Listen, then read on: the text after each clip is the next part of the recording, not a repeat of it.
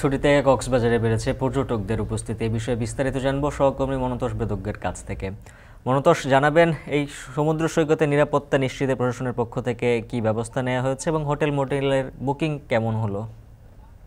স্বাস্থ্য এবং স্বাদের মধ্যে চমৎকার একটা ব্যালেন্স করে পীর প্রিমিয়াম আয়োডাইজড লবণ।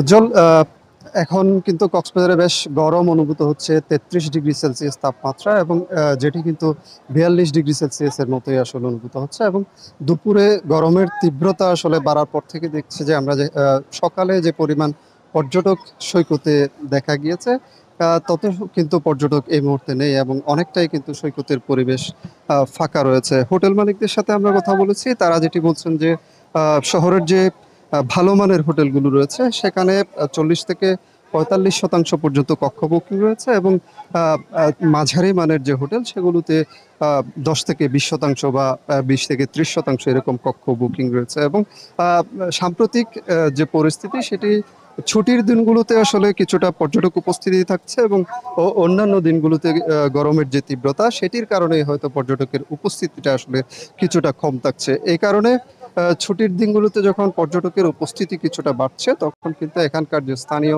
ব্যবসা বাণিজ্যগুলো রয়েছে, সৈকত কেন্দ্রিক যে ব্যবসা বাণিজ্য রয়েছে, এছাড়া এখানকার যে হোটেল মোটেল রয়েছে, শুটকি পল্লী রয়েছে, এইসব জায়গায় কিন্তু পর্যটকদের আনাগোনা বাড়ার কারণে এখানে বিকিকিনিও আসলে বেড়েছে, এবং এই কারণে তাদের যে আর্থিক লাভ সেটি কিন্তু সপ্তাহের অন্যান্য যে দিন সেই দিনের তুলনায় কিন্তু ছুটির দিনগুলোতে কিছুটা পরিস্থিতি কিন্তু ভালোর দিকেই রয়েছে। এই যেহেতু বেশ কিছুদিন ধরে আসলে পর্যটকের একটা খরা কক্সবাজারের উপর দিয়ে গেছে, বিশেষ করে বিগত ঈদের পরে কিছুদিন পর্যটকের চাপ ছিল কক্সবাজারে, এরপর থেকে কিন্তু অনেকটাই পর্যটকের উপস্থিতি কিন্তু আসলে অনেকটাই কম রয়েছে এরপর থেকে।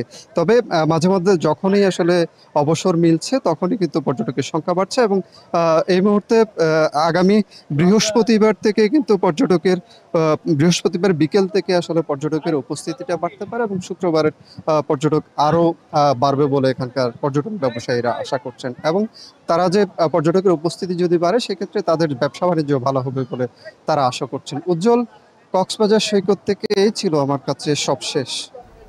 যুক্ত ছিলেন সহকর্মী মনতোষ বেদজ্ঞ।